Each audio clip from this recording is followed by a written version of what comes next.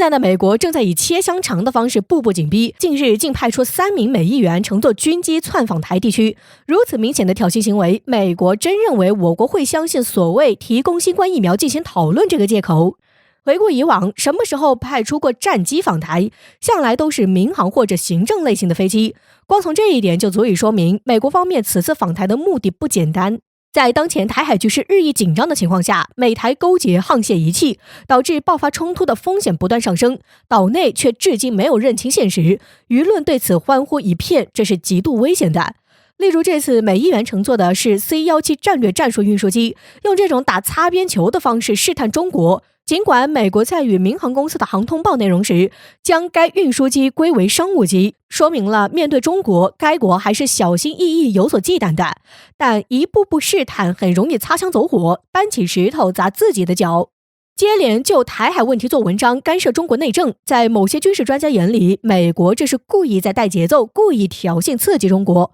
如果顺着这个角度来分析，也就引出一个现状：中国此前多次警告并没有对美国起到威慑的作用，以至于该国到现在都仍然肆无忌惮。想要解决这个困境，只有强硬反击，而这就需要跟俄罗斯好好学习学习。不过话说回来，美国也算是对中国进行了一个错误的误判，中国不是害怕，是不愿意引爆战争。一旦战争开启，遭殃的一定是民众。更何况两国大国开战，那杀伤力将是不敢想象的。可倘若美国一而再再而三的挑衅触及中国的底线，我国也就没必要再一步步退让了。此次美方大摇大摆的乘坐军机来了，可谓是极其嚣张。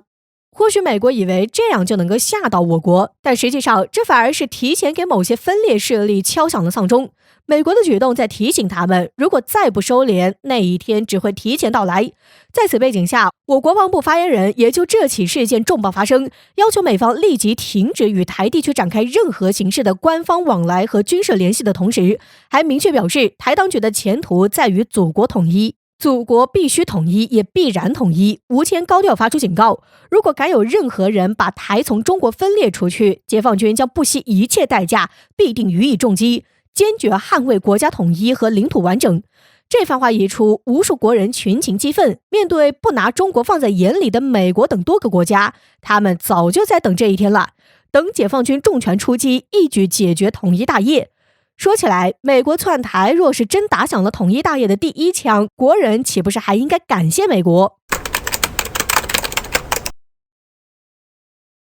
利用所谓的盟友对付敌人是美国长期以来惯用的手段。如果针对中国是为了遏制中国的发展，阻止中国崛起，那么针对俄罗斯同样也是害怕该国会威胁到美国在国际上的地位。自冷战结束后，美国就将全部的精力放在如何对抗俄罗斯身上，其关键原因就是俄罗斯继承了苏联的大量武器装备。虽说就目前来看，美国正在想尽一切办法缓和与俄罗斯的关系，但实际上这只不过是为了能够更好地对付中国。毕竟同时与2个大国作对，拜登早已经力不从心。在经过一番衡量下，美国才选择先暂缓与俄罗斯之间的较量。这一点普京心里很清楚，美国身后的跟班也很清楚。就拿日本来说，现如今仗着有美国撑腰，竟然敢公然地叫嚣俄罗斯，声称要武力夺岛。日本和俄罗斯存在领土纠纷，这是外界几乎都知道的。无论是丰富渔业还是矿产资源的北方4岛，目前都是由俄罗斯掌控的。对此，日本多次表示想要回，但都遭到了俄罗斯方面的拒绝。美国的出现让日本看到了新的希望。在与该国商讨后，日本扬言用武力夺岛，声称届时会派出军舰对北方航道进行全方位的封锁。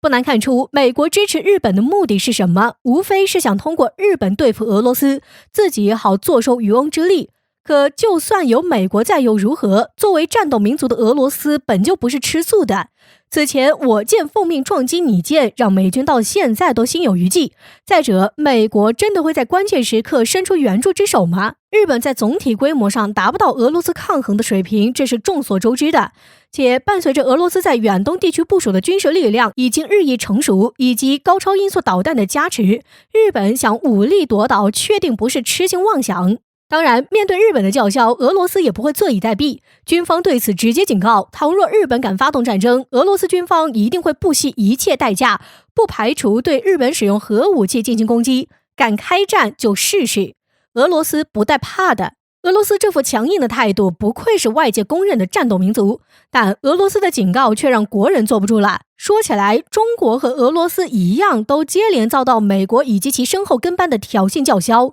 为什么他们害怕俄罗斯却不害怕中国？其关键就是因为俄罗斯敢于反击，如果中国也能够跟俄罗斯一样，现在这些国家也就不会拿中国领域当成自己家后院，想来就来，想走就走了。这不是国人第一次坐不住了。每当俄罗斯强硬反击敌人，国人就会找上中国，呼吁中国能够向俄罗斯学习。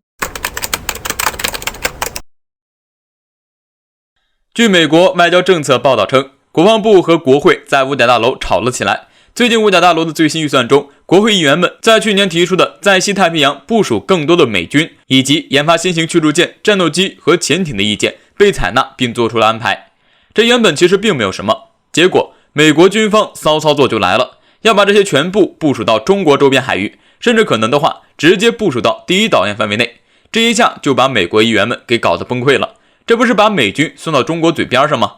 于是这些议员们就开始和国防军开始了激烈的争执，而目前两方的争执已经进入了关键时刻。美国鹰派为代表的军方坚持要在中国周边调派更多的美国军队进行部署，因为这将会使美军在发生突发性情况的时候能够迅速开展行动，做出反应，比如台岛和日本、印度之类的。而更注重利益的国会议员们则认为，早前中国成功测试了可以击毁美国航母的导弹，甚至还有击中关岛的导弹，这是很可怕的。一旦在中国东风导弹的射程范围内部署大量美军，这简直是让士兵们去送死，因为中国可能在一次袭击中就消灭数千名美军。值得一提的是，这次议员们还是稍微迁就了一下美军，他们针对这件事儿提出了一种据说是可以解决这个问题的办法，那就是加大投资高超音速打击武器项目，以及 B-21 轰炸机和移动的 CAPE 办公室。这样一来，美军就可以驻扎在夏威夷和加利福尼亚基地等地，这也能灵活地和中国对抗，并且拥有相关对抗的武器实力。此前美国两党联合起来针对中国，还以为美国究竟有多大胆子，没想到终究还是东风导弹的威名厉害，东风快递使命必达，已经让美国议员们吓破了胆子。说实话，这都是白费功夫，因为不管美军是打算部署在关岛的基地，还是部署在冲绳的基地，甚至是美国议员提出的解决方案，也都几乎在中国东风导弹的射程范围内。毕竟东风导弹别的不说，短程的、中程的、远程的都有，比如东风 21D、东风17、东风26、东风41等。就算美军退兵到夏威夷，中国的东风41照样能够达到美国的本土上，除非美国不再干涉中国内政。最后就是美国军方和美国国会这件事也说明了一个问题，看似美国是两党联合起来，但是终究本质上两者之间还是有区别的。鹰派更在乎的是战争，而国会却更关注利益。在战争可以获得利益的时候，两者可以合作，但是一旦没有利益，两者必然会崩。这也就是说，美国内部迟早要乱的。